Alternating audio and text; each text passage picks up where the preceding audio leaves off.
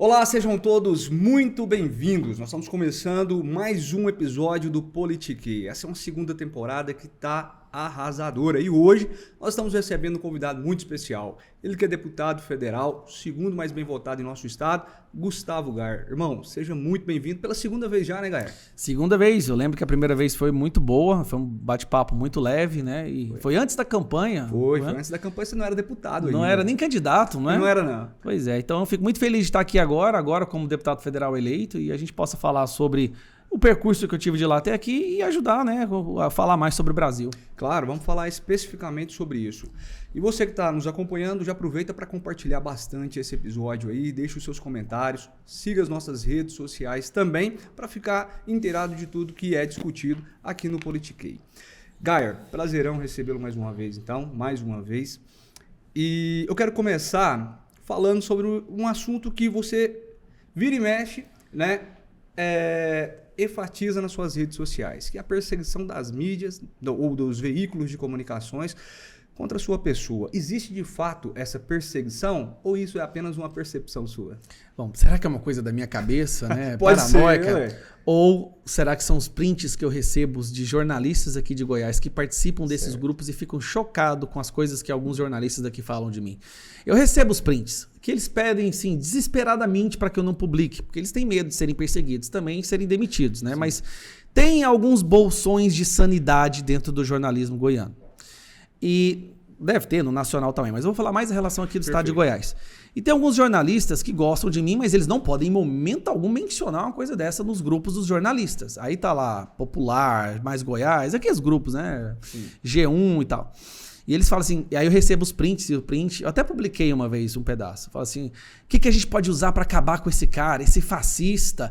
Ah, e aquela história do irmão dele, não sei o que, nossa, vou investigar. Então, eles trabalham em conjunto, vira tipo uma sala de reunião, onde tem dezenas de jornalistas, um ajudando o outro para falar alguma coisa sobre mim. Criar uma narrativa. Criar uma narrativa. E eles colocam emoji de merda lá, emoji de vômito, tem que buscar acabar esse cara. Aí agora eles estão preocupados de ser prefeito, né? Sim. Então agora as conversas é mais ou menos assim, pelo amor de Deus, se esse cara ganhar, eu vou embora de Goiânia. Nossa, a gente tem que dar um jeito desse cara não ganhar. Não, a Adriana vai ganhar, vamos ajudar a Adriana.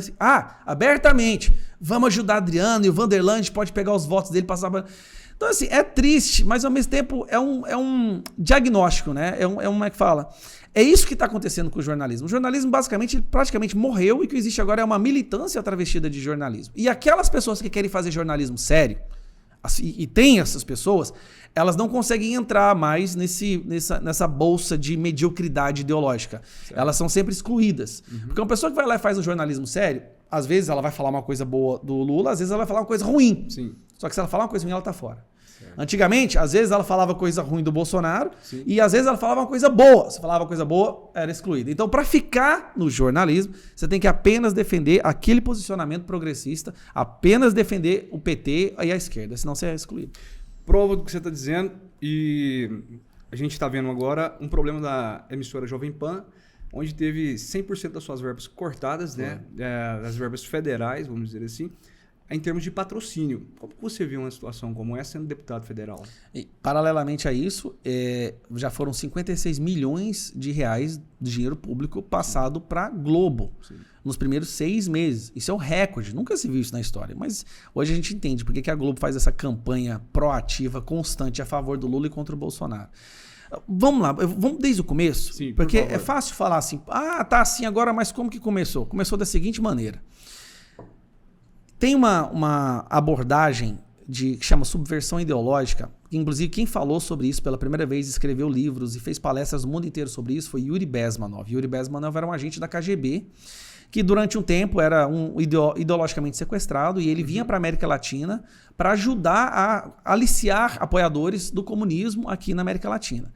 E alguns países onde deu certo, ele via o que eles fizeram depois. Ela conseguia chegar ao poder, a ideologia começava a assassinar aquelas pessoas que ele aliciou. Muitas vezes pessoas que ele fez amizade. Certo. Artistas, cantores, jornalistas, professores de universidade. Porque quando essa ideologia realmente se apodera do poder por completo, ela já sabe que essas pessoas que ajudaram ela a chegar lá são as primeiras a serem executadas. Sim. Porque é aquela pessoa que percebe a besteira que fez e normalmente ela se torna o maior guerreiro contra aquela ideologia. Então Yuri Bezmenov falou que no manual da subversão ideológica tá lá, inclusive, assim que chegar ao poder, execute quem te ajudou a chegar lá. Então assim que eles chegam ao poder, eles têm que dar um sumiço naquelas pessoas que mais fervorosamente apoiavam essa ideologia, porque elas se tornam normalmente os maiores opositores. Certo. Então, ele se sentindo muito mal com isso, desertou e foi para os Estados Unidos e foi avisar os Estados Unidos. Isso foi nos anos 70, ele começou a avisar os Estados Unidos, olha, isso está acontecendo, tomem cuidado, eles vão entrar nas suas faculdades, eles vão entrar nos sindicatos, nas entidades de classe, vão entrar no entretenimento e principalmente eles vão entrar no jornalismo. Aí ele explica como que é feito todo esse procedimento, onde você alicia ali professores que formam alunos que voltam como professores, e essa a gente chama de looping, né? O feedback positivo, ele é retroalimentação. Hoje o Brasil está num estado onde só tem professores de esquerda que não formam mais jornalistas, só formam militantes e ativistas políticos. Só jornalistas? Disfarçados. Não é só jornalismo, não. São várias outras. No direito já está assim também, em grande parte. Sociologia, pedagogia, por mim, podia cancelar. O curso de pedagogia está completamente sequestrado. Mas no jornalismo, por que o dano é muito forte? Porque são as pessoas que trazem a informação para o público em geral. Então o resultado disso a gente vê imediatamente. Por exemplo, você acha que uma pessoa minimamente sensata, que não fosse ideologicamente sequestrada, seria capaz de escrever uma manchete: o desemprego do Brasil está aumentando, mas isso não é ruim? A inflação está aumentando, mas isso não é ruim. Não faz sentido, né? Miriam Leitão, ela escrevia isso, né? A criminalidade está subindo, mas saiba porque isso é bom. É sério, gente, isso é manchete de jornal tradicional, que existe há dezenas, décadas aqui. Então o jornalismo foi sequestrado porque existe uma retroalimentação onde a pessoa forma um militante ativista que volta como professor e que pega mais e sim, vai só aumentando.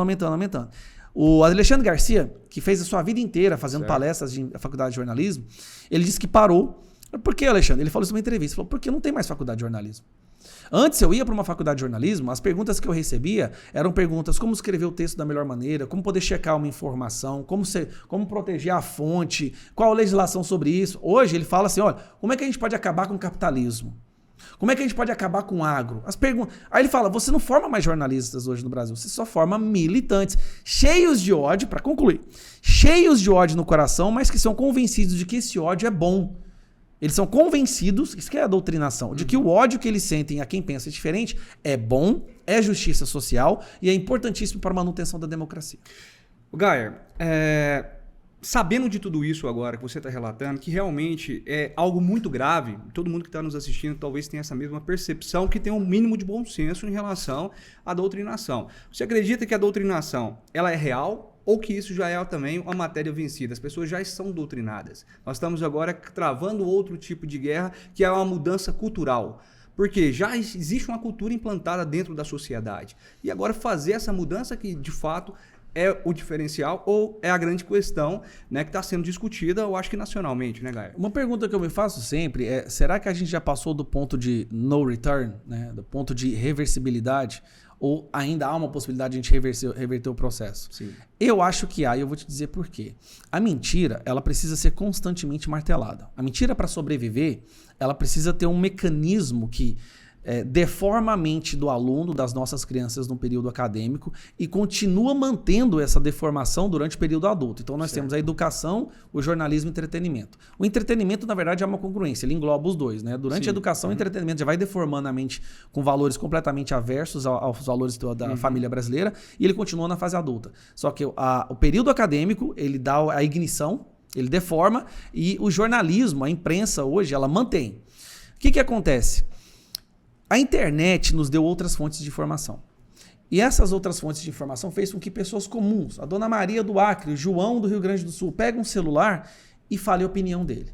E aí o problema da verdade é, enquanto a mentira precisa ser constantemente martelada, a verdade só precisa de um sussurro.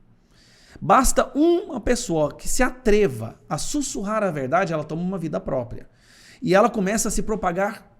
Antes da gente fazer o podcast, eu estava falando sobre um vídeo meu que viralizou. Sim. Que é do Jim Caviezel. Né? Não saí do assunto, estou no assunto, tá? Sim. Nesse vídeo, Jim Caviezel, ele faz a oração na linguagem original que Jesus falou do Pai Nosso. Só isso que ele faz. Deu 17 milhões de visualizações. Uma pessoa comum fez uma oração na língua original de Jesus, que é o aramaico, Sim. e ela teve 17 milhões de visualizações. Não tem ninguém no Brasil que consiga fazer superproduções das grandes produtoras, uma coisa que tem 17 milhões de visualizações na internet. Bom, nada mais representa a verdade do que a palavra de Deus. Você concorda comigo? A verdade ela é a palavra de Deus, é a verdade. Eu sou a verdade, eu sou o caminho, né? Ele mesmo dizia. Por que eu tô falando isso?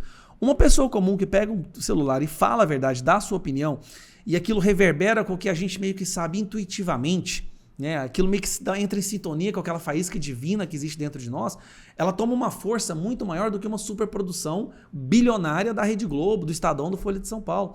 E é por isso que eles querem silenciar esse pessoal.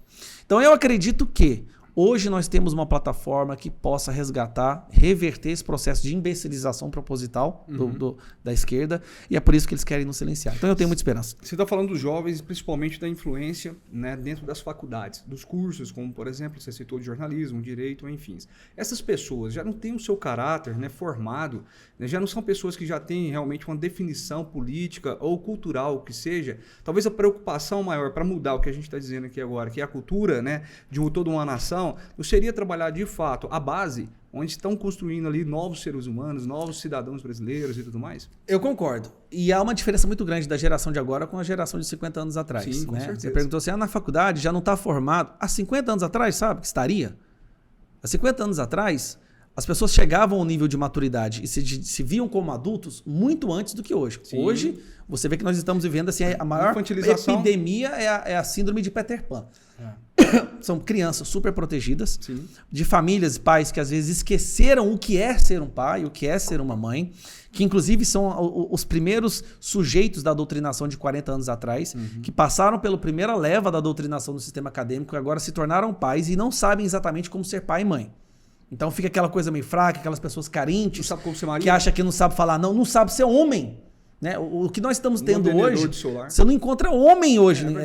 São moleques crescidos. E você não sabe, e meninas que não sabem mais como ser mulheres também. Que era uma coisa natural, ninguém tinha que ensinar. Só que esse processo ele desensina o que deveria ser naturalmente uma sabedoria natural. Então hoje, na fase da faculdade, os jovens são completamente suscetíveis à doutrinação. Famílias muitas vezes quebradas, ausência dos pais, numa porcentagem nunca vista antes na humanidade, né?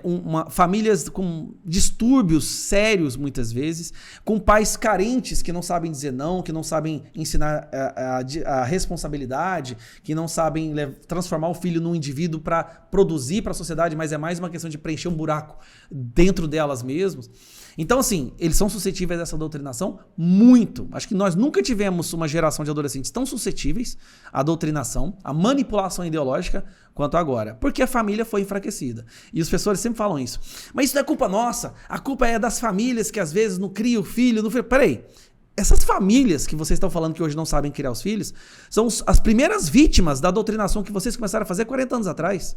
Então, desenvolvemos famílias fracas, jovens mais fracos ainda. Esses jovens, quando forem tentar formar família, se for tentar, né? Porque agora já existe uma guerra contra isso, eles vão criar famílias, talvez a mais fraca da história da humanidade. É por isso que eu fico preocupado que a gente está entrando num colapso mesmo, né? Eles não querem mais formar família, não querem mais responsabilidade, não querem mais ajudar, não querem se sacrificar pelo próximo, só busca de prazeres, que é a maior prisão que existe. Mas eu só acho que eu respondi essa pergunta. Respondeu sim. Gaia, é claro que essa é uma das principais pautas, inclusive a que você mais defendeu na sua eleição, né? Você realmente foi com a luta em defesa da família, a doutrinação na escola e tudo mais. Desses 6 meses como deputado federal, o que você tem feito dentro da Câmara para combater esses intempéries, esses problemas realmente aí que vocês todos estão elencando agora? Rapaz, eu tive uma ideia de um projeto que eu acho que até agora foi o mais eficiente no que diz respeito ao combate da doutrinação. Certo. E eu vou falar uma coisa aqui, que não quero que soe arrogante, eu vou falar com uma humildade possível. Você me conhece bastante para saber que eu não tenho. Claro, sim. Mas esse projeto que eu dei início e que já foi implementado aqui no Goiás,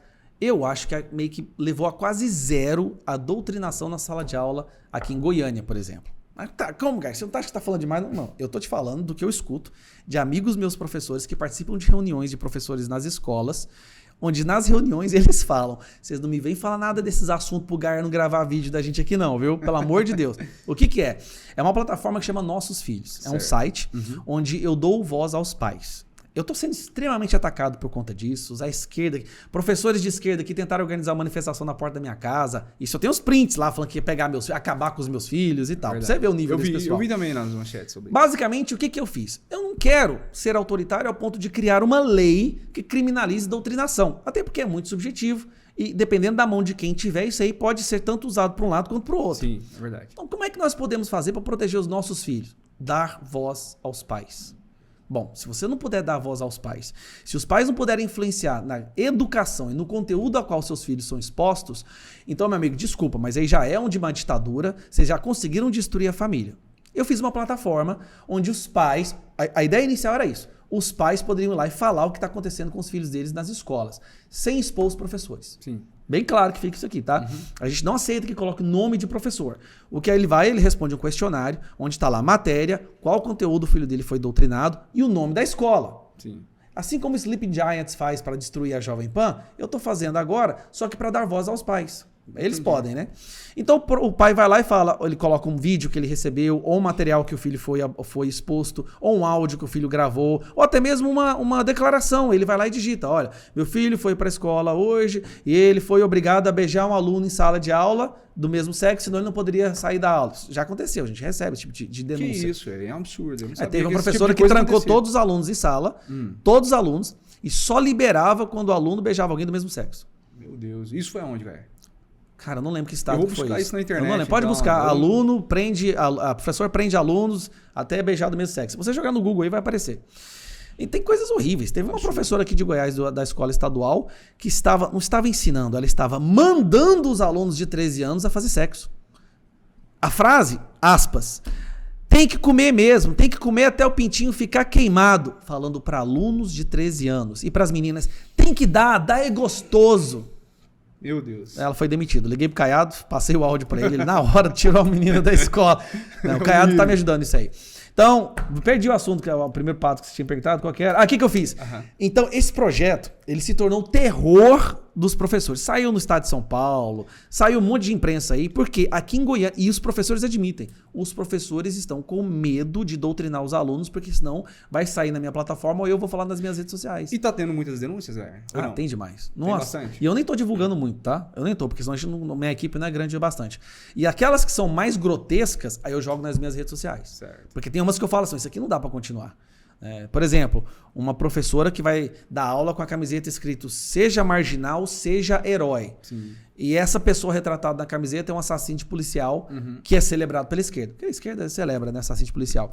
E aí parece que ela foi afastada da escola, virou uma comoção nacional, não sei o que, não sei o que. E eu tô firme. Não, olha, vocês podem fazer o que vocês quiserem comigo. Com os nossos filhos, vocês não vão mexer mais. Perfeito. A ideia agora é apadrinhar isso em vários estados. Então, eu estou fazendo isso em Goiás. A plataforma recebe denúncias. Agora eu tenho todas as escolas do Brasil nesse catálogo. Então, a gente vai colocar um padrinho em São Paulo, Rio de Janeiro, Rio Grande do Norte. Criando núcleos regionais. Para que cada pessoa possa ficar responsável por aquela região. Para dar mais efetividade, né? Assertividade nisso daí. Então, fiz isso. Fiz o primeiro seminário contra a doutrinação da história lá no Congresso, que deu 400 pessoas numa quinta-feira, primeira vez. Maravilha. Fiz a subcomissão da doutrinação na Comissão da Educação, da qual eu faço parte. Agora a gente vai fazer... estou prestes a formar a Frente contra a Doutrinação Ideológica, ou seja, são 204 assinaturas que a gente conseguiu de parlamentares. Que legal.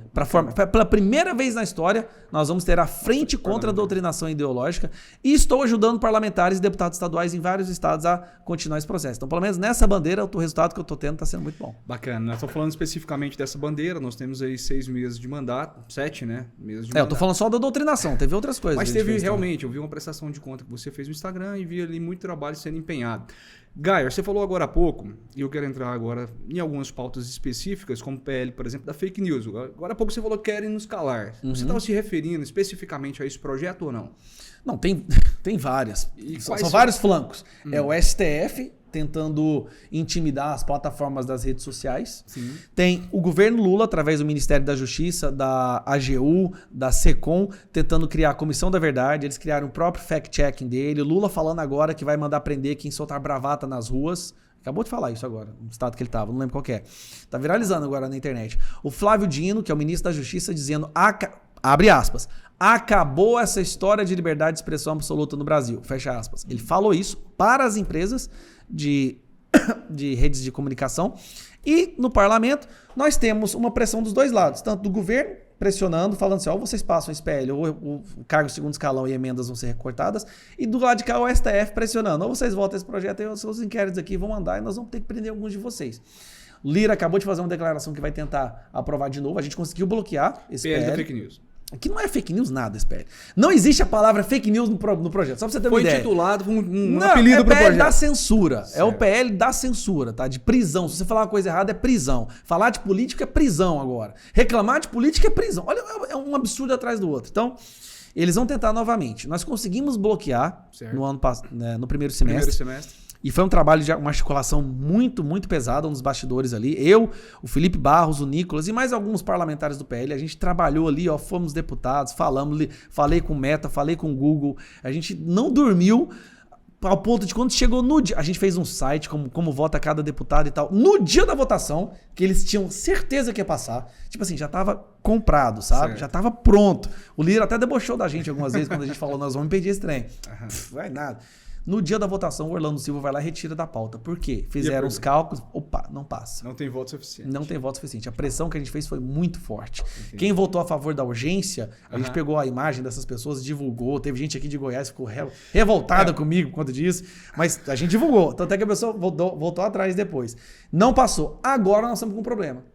Agora nós vamos entrar no segundo semestre, onde já está declarado que o PT comprou União, o PP e os Republicanos. Certo. E era apenas União, o PP e os Republicanos, os partidos que a gente conseguia ainda fazer e mostrar e negociar. Olha, isso aí vai dar merda. Isso aí vai destruir o nosso país, destruir a democracia. Eu lembro que uma parte desses partidos eram base já e outras não, né? Era, inclusive, se diziam liberais, né? Ou independentes, né? Agora acabou. Agora acabou, tudo é base.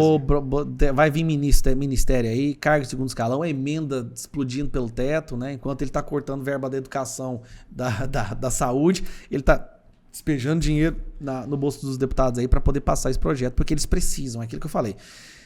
A esquerda só sobrevive se eles silenciarem as pessoas que ainda têm um atrevimento de pensar por conta própria. E qual que é a estratégia da direita para contornar esse problema? Nós vamos fazer uma mobilização agora de novo, né, para impedir esse PL. Vamos fazer uma mobilização gigantesca.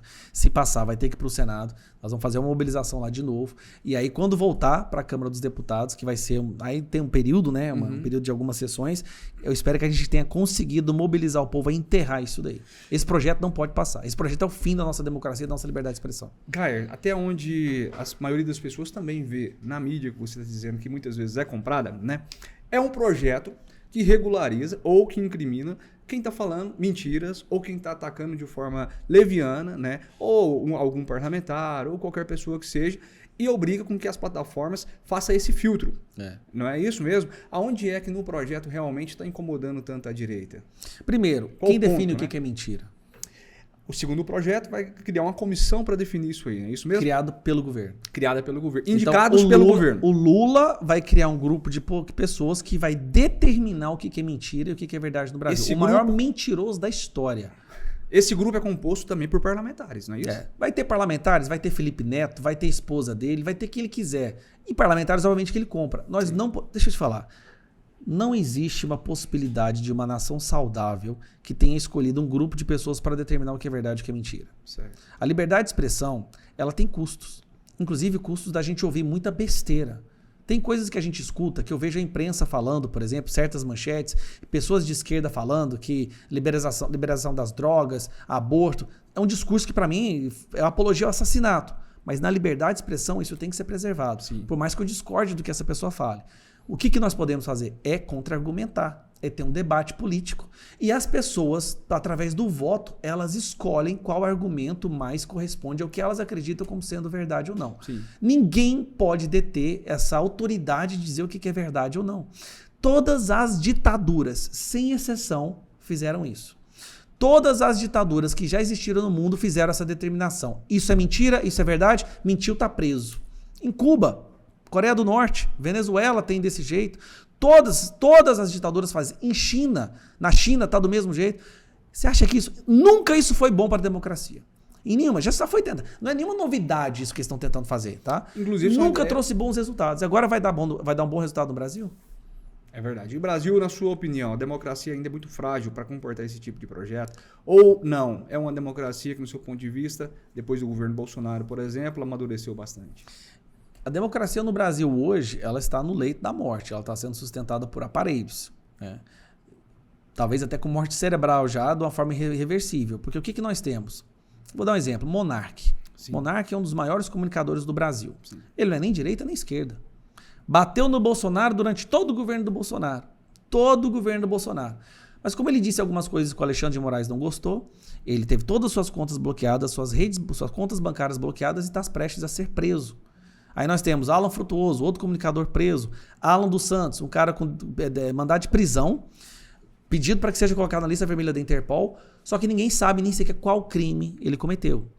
Um jornalista que tinha alcance de milhões de pessoas diariamente, ele foi uma determinação para que ele fosse preso, só que não tem crime. No caso do Monark, não tem crime, não há um crime. Qual crime ele cometeu? Eu não sei, mas ele tem que ser preso. Tem que ser presa essa pessoa. E outras centenas de pessoas que estão respondendo processo, respondendo inquérito, de ofício. O Brasil não é uma democracia.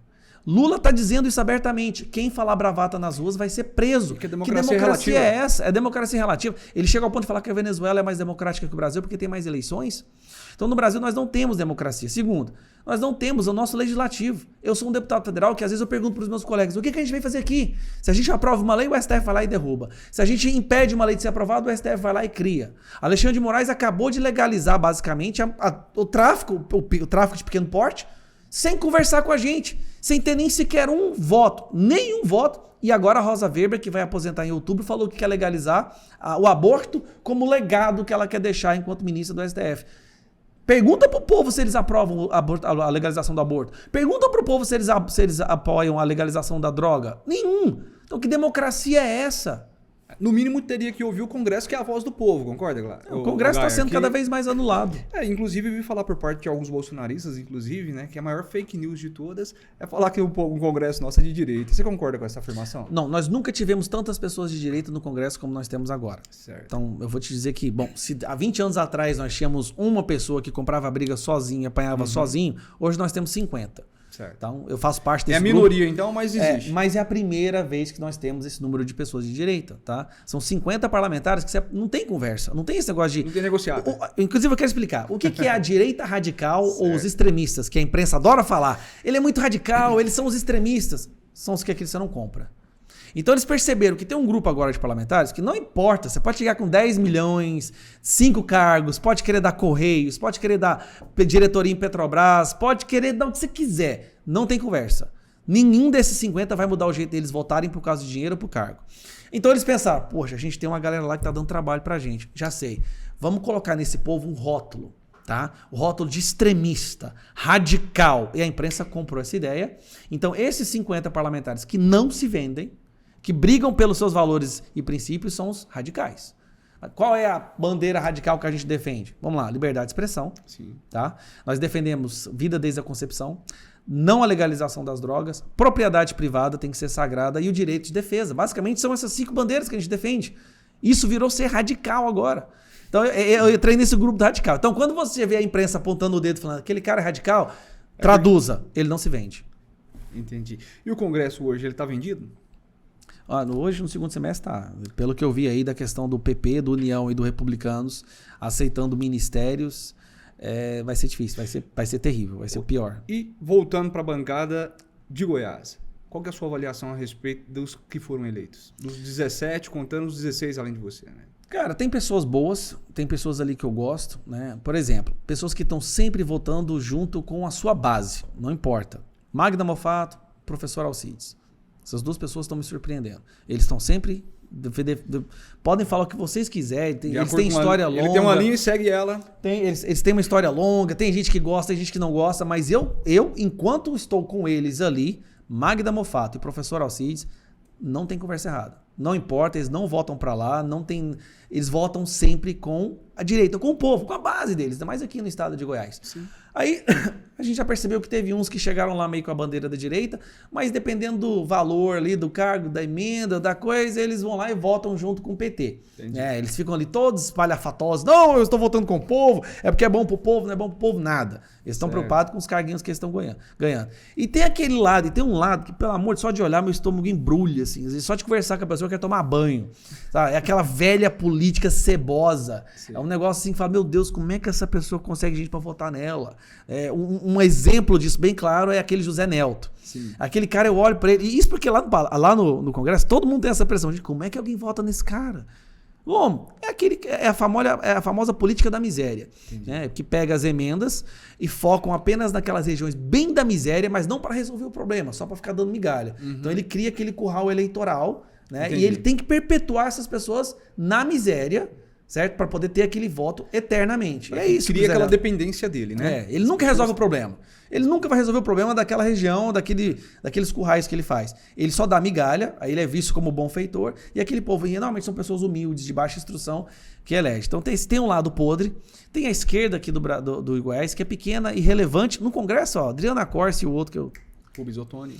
Ninguém nem sabe quem que são esses dois lá, nunca falam, não estão em lugar nenhum. São dois inexistentes, mas eles estão usando a plataforma federal para conseguir alguma coisa aqui no estado, tá? Ninguém nem sabe o que é esses dois. Tem aquele lado fisiológico que vai para quem paga mais, mas tem um pessoal ali que é bem nosso mesmo, que não tem conversa. Então tá. Gaia, eu tenho acompanhado o seu trabalho e vi que realmente você está nas suas horas vagas, que não está em Brasília e tudo mais, andando no estado, percorrendo, visitando as suas bases eleitorais, suas lideranças e tudo mais, certo? Hoje, você está trabalhando sem emendas, correto? Sem emendas. É o primeiro ano seu. Como é que você está sobrevivendo em meio a tudo isso aí? Porque os seus amigos, seus parceiros, né, deputados, todos eles estão nadando de braçadas. Inclusive, uma dúvida que até que eu tenho. Outros deputados federais eleitos agora em primeiro mandato também já estão destinando emendas, né? Então você já sabe. Por que responder isso aí? Você sabe, quem está assistindo aqui sabe. Se é um deputado, se é um parlamentar de primeiro ano de mandato e está distribuindo emenda, tem uma coisa errada aí. Tem uma coisa errado, então. Tá. Mas não é para receber emenda agora. Se está distribuindo emenda, viajando aí distribuindo coisas, é porque já vendeu a alma pro PT lá, pro capeta. Só assim para você conseguir emenda hoje. Sair, só assim, não tem outro jeito. É só assim que a pessoa ganha emenda hoje. Se ela tá saindo aí entregando isso, entregando aquilo, entregando isso, ela se aliou ali aos demônios. Mas essas viagens minhas, né? O que eu posso falar? Primeiro, eu quero ir visitar as cidades onde eu fui votado. É complicado, fui votado em todas, mas eu quero agradecer. Perfeito. Porque são pessoas que nunca me conheceram pessoalmente, na maioria das vezes, nunca pediram nada e fizeram campanha. Cara, teve cidade que eu fui que o cara humilde, gente, ele pegou a impressora dele e imprimiu naquele papel A4, santinho meu. Mano. É mesmo? Nunca me viu na vida. Impressionante. Aí ele imprimia o santinho, recortava com a tesoura. Sim. E eu via aqueles recortes assim e saía para entregar na barra circular dele.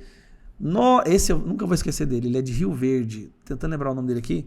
Eu até ajudei ele com o Pix depois, porque eu vi isso, eu falei, cara, que maravilha. Aí eu tenho que representar essas pessoas, porque uma pessoa ela deposita muita esperança em alguém pra fazer uma coisa dessa. E já não existe mais esse tipo de eleitor, né? Não, você tem que ver o santinho, cara. Você não vai... Ele distribuía santinho meu. Ai, como é que é o nome dele? Eu imagino que de fato deve ser uma sensação muito boa, né? Não, eu fico embasbacado com isso. Eu falo assim, porra, cara, eu vou ter que ir até o fim por essas pessoas. Porque eu conheci a família dele, filhinho dele novinho. Mas por que eu tô fazendo essas viagens? Para escutar o que as pessoas querem. E eu vou te falar uma coisa interessante de quem votou em mim, tá? As pessoas que votaram em mim, que me veem como representante, elas entendem que não é emenda que vai melhorar a vida delas. Elas entendem que é a minha atuação em Brasília que vai satisfazer a expectativa que elas têm de mim. Que vai defender os interesses dela. Vai defender os interesses dela. Elas não estão preocupadas com emendas, tá? E tem muita gente humilde, mas eles entendem que não é a emenda que vai proteger o futuro dos filhos dele, é a minha atuação lá em Brasília e aquilo que eu vou fazer lá. Então não tem conversa de emenda. Essas pessoas que eu vou visitar, elas não chegam pra mim, que eu sei que é só assim que acontece com os outros, né? Ou bota 1 milhão aí pra mim, ou me ajuda a ser candidato. Não. Elas vêm, Gustavo. Sabe o que eu mais escuto? O pedido que eu mais escuto é esse aqui, ó. Por favor, não muda não. Por favor, não se corrompe, não. Aí eu fico vendo, gente, esse povo sofreu mais acreditando em outras pessoas, né? Eu falei assim, nossa, eu não vou fazer isso com a senhora nunca. Quando eles me perguntaram, eu falei, olha, ou eles me matam, ou eles me calam, ou me prendem, mas eu não vou mudar. Eu vou até o fim desse jeito. Na sua opinião, não está havendo uma inversão de valores por parte dos parlamentares? Antes, os parlamentares realmente eram eleitos, né, no legislativo, no Congresso, tanto no município também e tudo mais. para mostrar de verdade esse lado que você está apresentando agora, os seus projetos, para fiscalizar o executivo, não é verdade? Para lutar, subir na tribuna, defender um ideal, defender os interesses ali do seu eleitorado e tudo mais. Mas a percepção que nós estamos tendo agora é que os deputados são preocupados em, de fato, mandar o dinheiro. Esse antes que você está falando é de quando? Eu não realmente, sei dessa época. Existe realmente isso enraizado na cultura da política brasileira. Sempre foi assim. Né? Mas hoje a preocupação que eu vejo é essa, ô Gaia. A preocupação só está em emenda. Só está falando, a única vantagem que eu vejo que eles têm para demonstrar para o seu eleitorado é que eu enviei 500 mil, tá pago. Aí você vai no Instagram da pessoa, tá pago. 500 mil para Hidrolândia, 500 mil para Goiânia. Mas então, é só isso a atuação parlamentar? Você falou uma coisa aqui, eu tenho conversado muito com colegas lá em Brasília, que para mim, hoje lá dentro, depois de 6 meses, o diagnóstico que eu tenho é esse aqui. Ó. Por que tem tanta gente rica, milionária às vezes, que se candidata a ser deputado federal? Um salário, para essas pessoas, um salário de líquido dá 28 mil, 29 mil. Inclusive, muitos deles abrem mão do salário, né? Muitos abrem mão. Mas por quê? Por que essas pessoas fazem isso, né? O que essas pessoas ganham com desvio da emenda de 10%, 15%, só para você ter uma ideia, acho que são 20 milhões por ano. Por ano, né? Isso em positivo apenas. Não, isso é impositivo. Se você for negociar com o governo, com o ministério, emenda chega a 60, 70 milhões. Então, a pessoa que tira seus 10% ali, ela já está desembolsando 7 milhões por ano. O que ela quer saber de salário de deputado? Não precisa. Não precisa. Então, assim, a emenda, para mim, foi a coisa que, e essa palavra, prostituiu, banalizou e depravou a política. O deputado não tinha que ter emenda. Não existe isso qual é o mérito em distribuir um dinheiro que não é seu? Eu acho tão engraçado. Não, naquela cidade eu distribuí 1 milhão. Naquele lá, no hospital, eu dei 500 mil. Eu falei, você deu, você não distribuiu nada, não é seu. Que mérito tem você pegar uma coisa que não é... Eu vou pegar essa sua caneca, é sua, você pagou por ela, né? Perfeito. E vou dar para aquele cara que tá ali. O mérito é meu? Não, você que trabalhou para comprar essa caneca, mandou fazer, escolheu a logo dela. Sim. A emenda é um absurdo. Para mim tinha que ser radical. A gente nunca vai conseguir isso, porque a sobrevivência de 80% Sim. é emenda.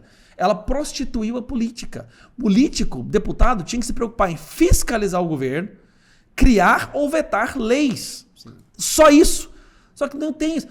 Os políticos nem lê projeto. Boa parte deles votam sem ler o projeto, sem saber o que o projeto quer dizer. Eles só recebem a orientação lá do líder do partido ou daquele cara que comprou o mandato dele, que é o dono das emendas, muitas vezes lá no governo, e ele vota de acordo sem ler, desde que ele possa continuar recebendo as emendas.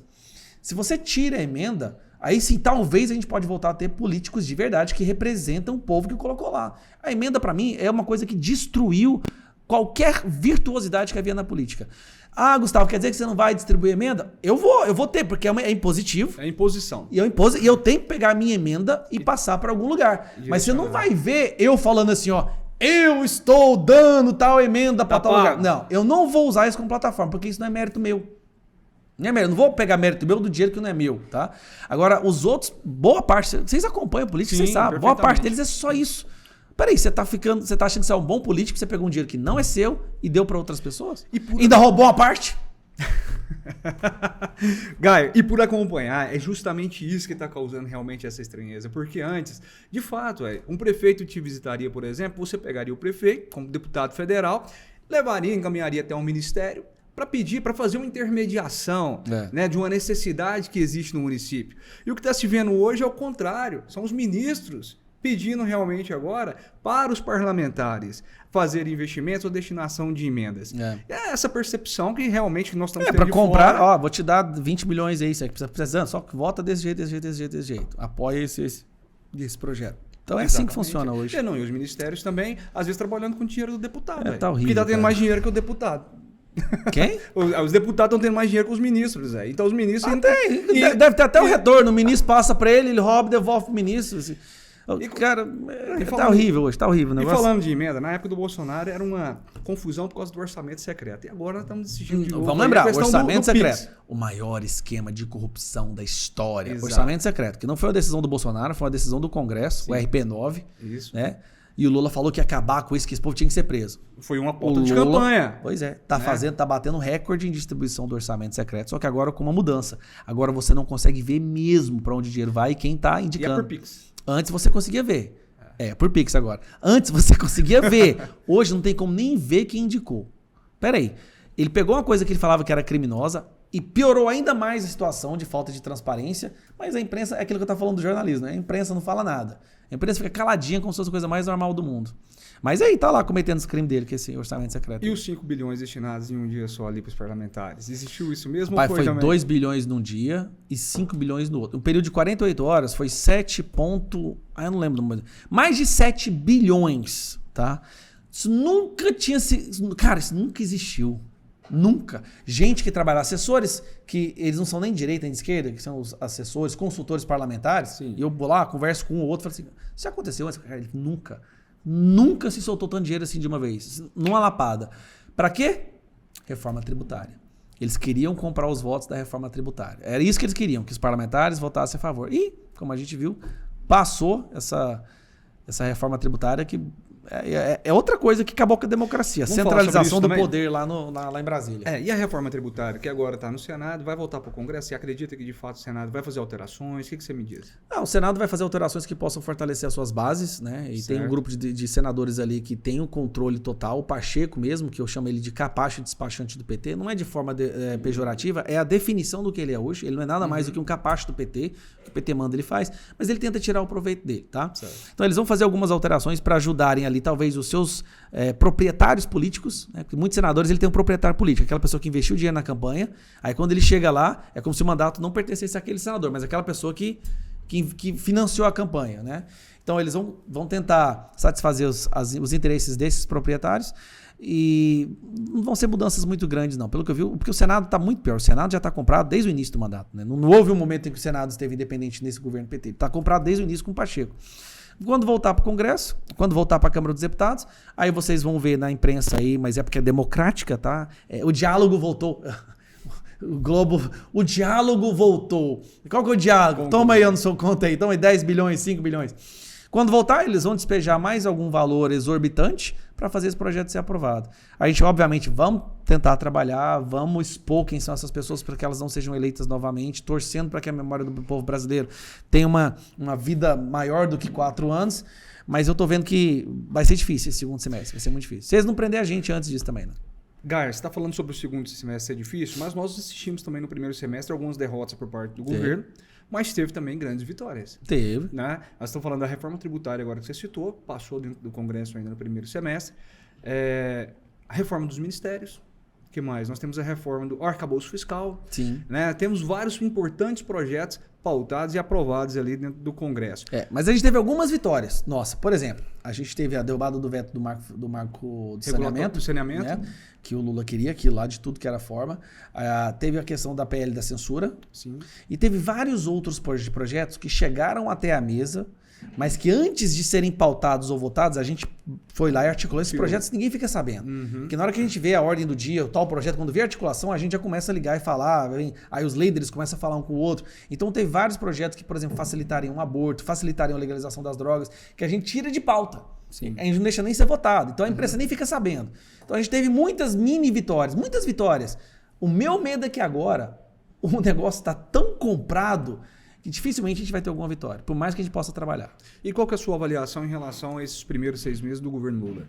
Eu digo, no ponto de vista agora político, quem vive o Congresso ali todos os dias, né, qual que é a sua sensibilidade? Foi, de fato, positivo no sentido, a oposição venceu ou não?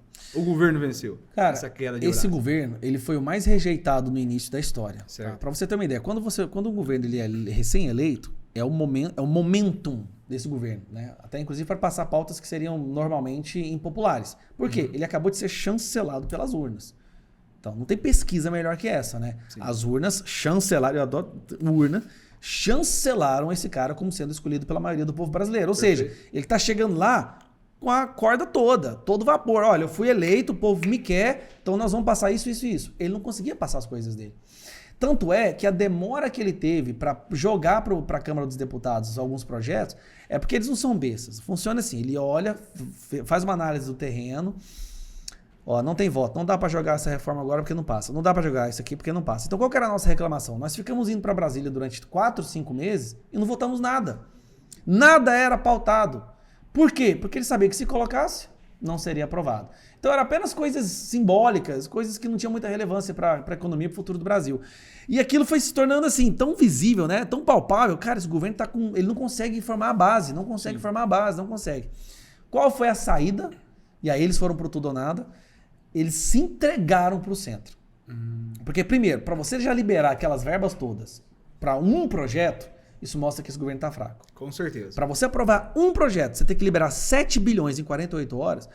Isso aí tá mais do que claro. Pô, esse governo realmente ninguém quer chegar perto dele. Não mostra força, mostra uma fragilidade. Total. E o fato deles já terem isso porque já tem gente do União em ministério e já tem gente do PP em ministério. Sim. E mesmo assim, agora eles vão dar mais ministérios. Sim.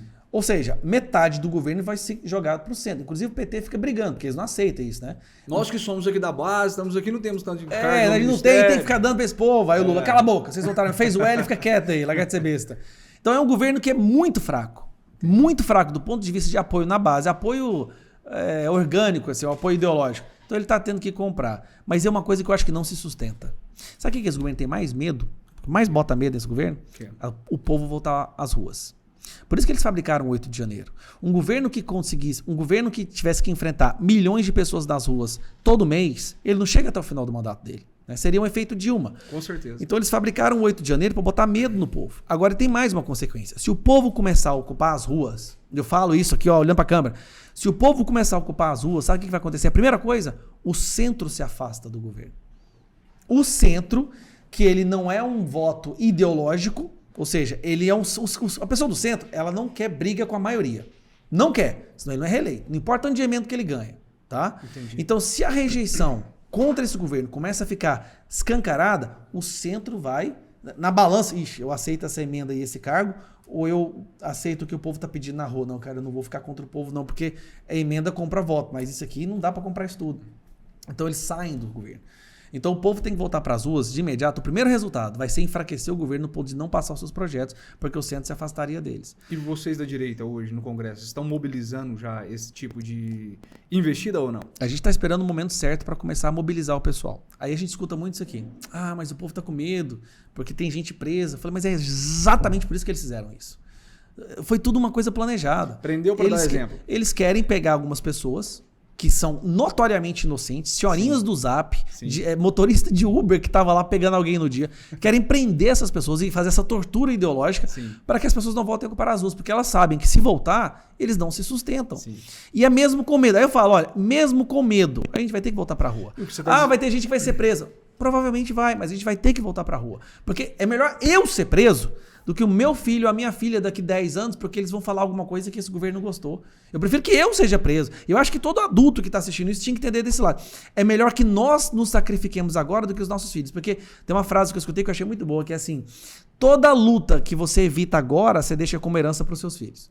E o Brasil nunca precisou de adultos preparados ou dispostos a enfrentar essa luta como agora. E você, não tem medo de ser preso? E perder o seu mandato? Não, perder o mandato não. Mas eu tenho medo de ser preso, né? Porque eu não quero deixar de conviver com a minha família.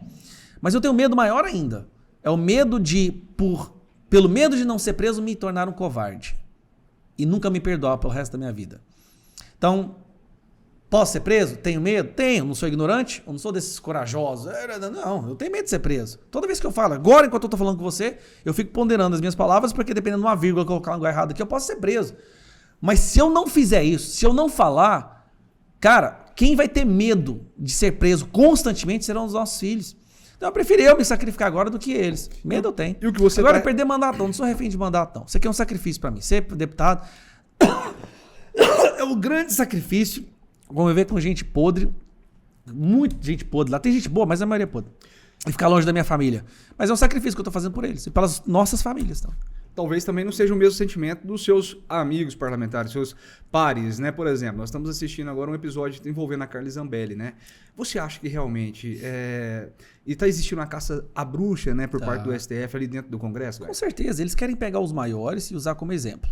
Né? Carla Zambelli, ela era no mandato anterior a pessoa de maior destaque, né, na defesa da direita, as redes sociais dela eram as maiores que tinha e tal. Então eles querem pegar ela e usar ela como exemplo. Falar, olha, o que vai acontecer com vocês? Por exemplo, pegaram o Deltan Dallagnol. Cara, aquela cassação do Deltan Dallagnol foi uma coisa mais grotesca. Por supostamente responder a um processo que não existe, ele foi cassado. E aí já tá vindo o Sérgio Moro na reta também. Mas isso é questão de vingança do crime organizado, tá? Não é nem a questão tanto é STF, não. É o crime organizado que tá se vingando desse povo, porque eles prenderam os chefões deles lá. Mas o crime organizado se vingando através do STF? Se vingando através do PT, da ministra da Justiça, que usa o STF como porta-voz para fazer o que eles querem, né? E assim, e também para nunca mais ninguém prender ninguém do crime organizado. É uma mensagem. Olha, não venham investigar nossas corrupções mais, senão olha o que vai acontecer com vocês. Olha lá o Deltan Dallagnol. Olha lá o Sérgio Moro que tá coitado. É um coitado, eles vivem no mundo da luta. Então, na sua visão, o Sérgio Moro perde mandato, Carla Zambelli perde mandato? Carla Zambelli, eu não sei. A gente vai tentar, a gente vai brigar. Ela deu uma diminuída no tom dela, ela quase não fala nada nas redes sociais mais, mas a perseguição não diminui. Esse pessoal, eles são muito...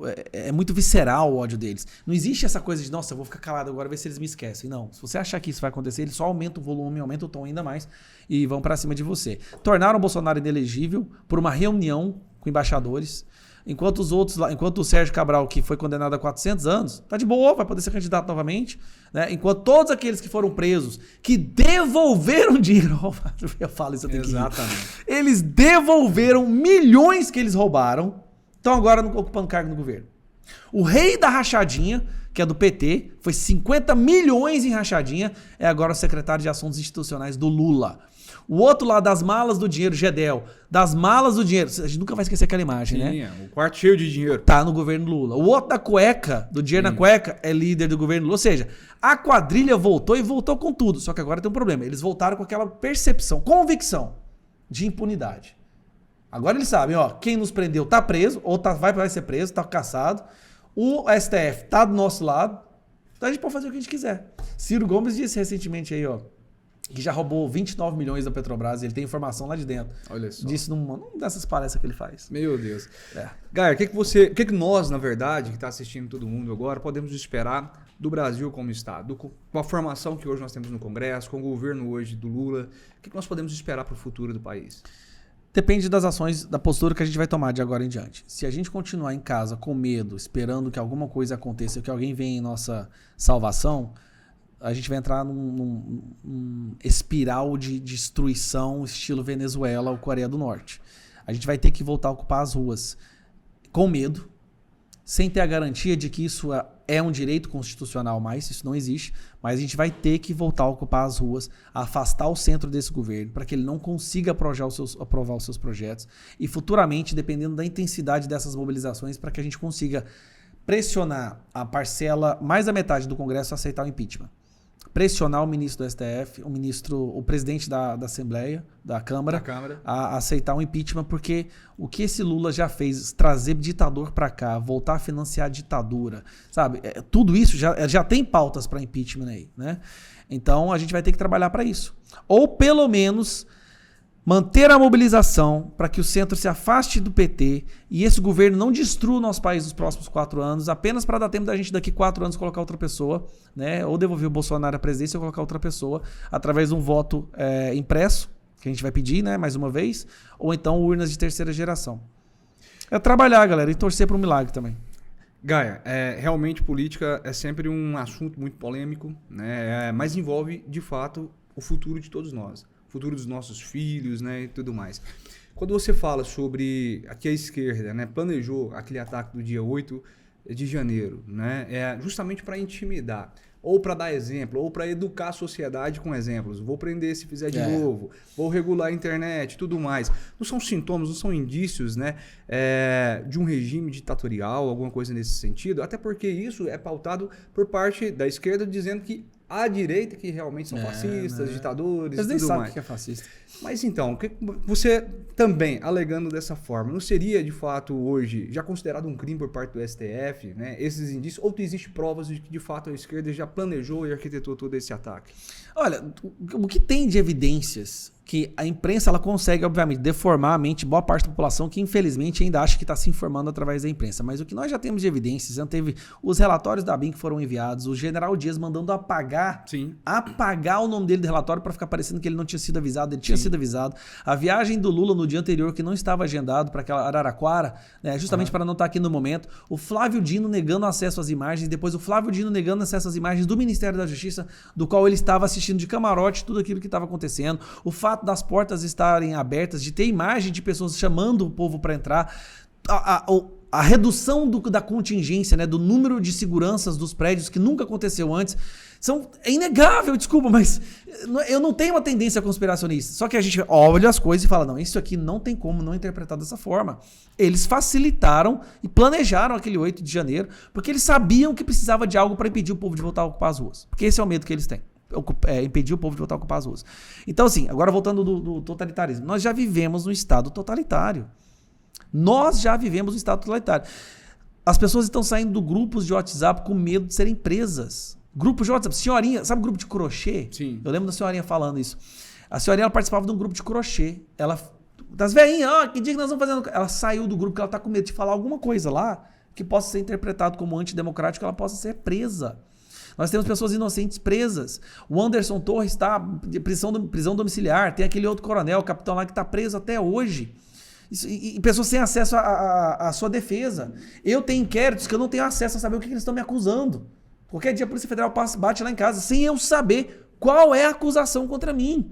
O Monark foi tirado dele a sua sobrevivência. Bárbara do Te Atualizei. O outro jornalista que está preso lá. Estão pedindo para que seja derrubada a licença da Jovem Pan. O STF abrindo inquérito de ofício. Liberando drogas sem consultar o legislativo.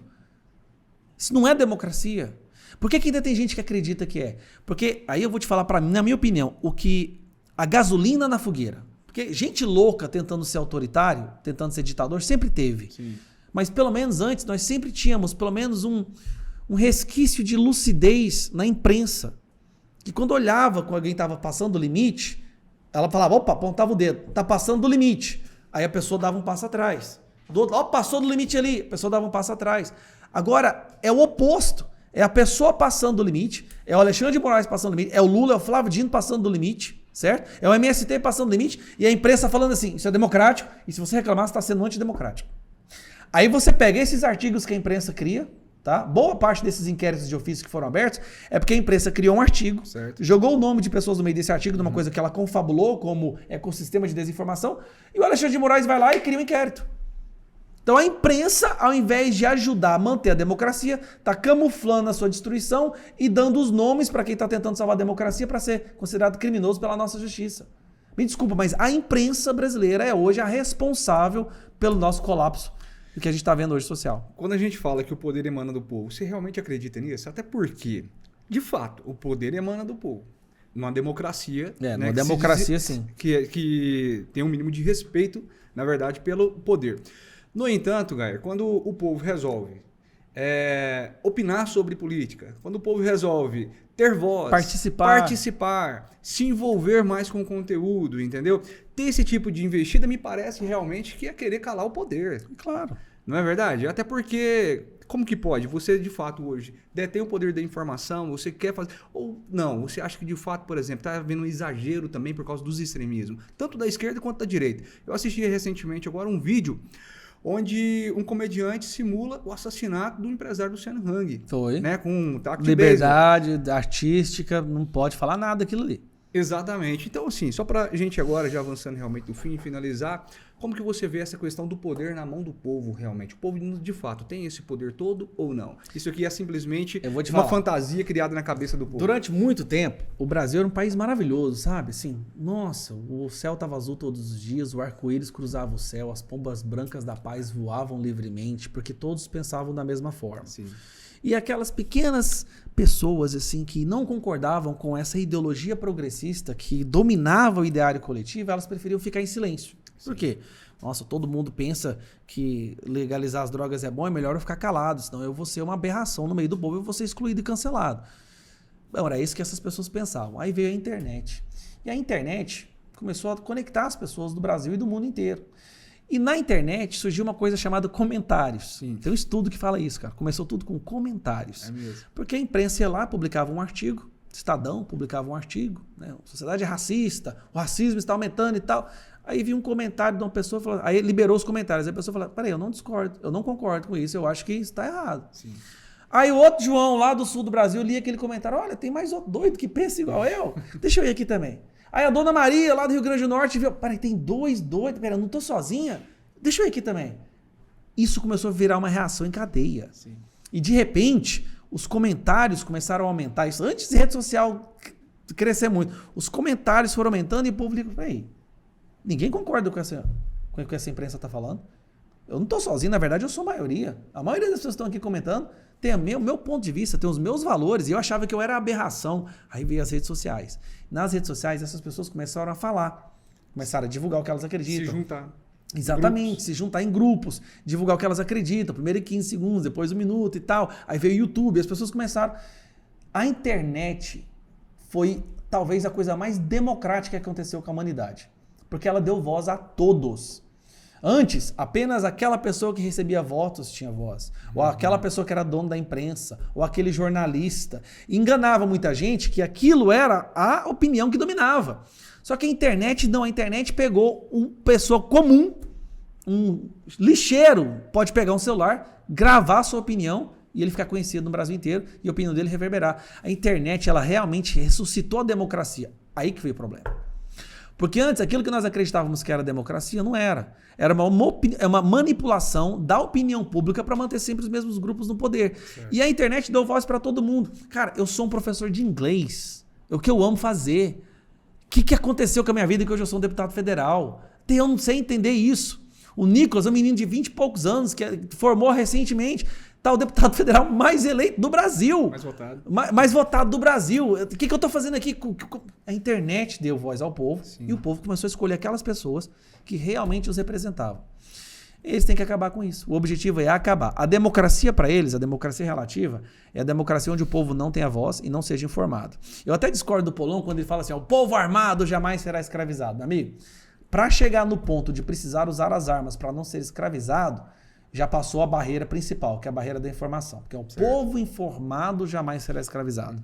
Um povo que tem acesso à informação verdadeira, ou que possa dialogar, porque a informação ela não é uma coisa que você recebe passivamente. Sim. O povo pensa que é... Não, eu vi, então... Informação é uma discussão entre duas pessoas que acabam chegando a um ponto em comum que você muda a sua opinião, ou eu mudo a minha, ou nós dois temos uma pequena variação na nossa posição inicial de acordo com a visão de mundo que o outro tem. É isso que o diálogo traz. E eles querem acabar com isso.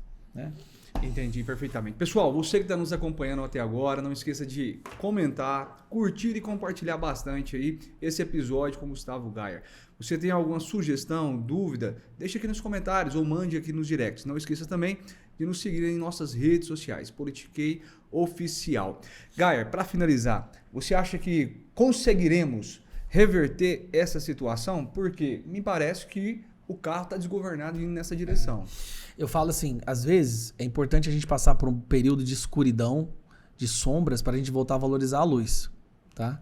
Eu acho que a gente está passando isso no Brasil agora, um período de escuridão, um período de sombra, mas que talvez seja importante para que a gente possa sair do outro lado dessa nuvem, né? Entendendo que a gente nunca mais pode cometer os mesmos erros e dar poder para essas pessoas. É a gente entender de uma vez por todas o que essa ideologia realmente representa, o que ela realmente defende. Então, é isso que eu vejo. Deus não faz as coisas por acaso, né? Eu estava vendo a Polônia, até hoje, destruindo todos os símbolos do marxismo que teve lá. A Polônia passou pelo marxismo. Eles sofreram aquilo ali. E hoje eles sabem que aquilo é terrível, aquilo é um crime e não aceitam aquilo lá nunca mais. Às vezes o Brasil tem que passar por um período assim, infelizmente a gente vai ter que sofrer um pouco, mas eu acho que Deus gosta demais do nosso país, sabe? Ele tem um gostinho diferenciado pelo Brasil e a gente vai sair dessa mais forte.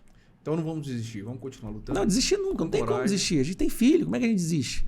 Né? A gente tem filho, a nossa função enquanto adulto é entregar o mundo melhor para os nossos filhos. É só isso. Se você for analisar tudo, é isso que a gente está aqui para fazer.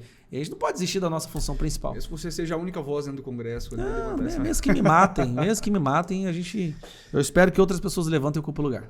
Gayer, então realmente chegamos ao fim. Gostaria muito de estender essa conversa com você, até porque tem muitos temas ainda que gostaria de debater, mas devido ao horário não conseguiríamos fazer ainda nesse episódio. Vou deixar você à vontade então para despedir de quem está nos acompanhando até agora E, claro, já deixar o convite aqui para as próximas gravações, episódios do Politiquei contigo, tá bem? Ó, foi um prazer participar desse bate-papo. É muito bom poder falar com pessoas esclarecidas do que a gente percebe que acontece aqui nessa situação. Gostei muito da entrevista que a gente teve com a Raíssa ali no Politicando. Assista Politicando, Exato. que é o novo quadro aqui do Politiquei, tá bom?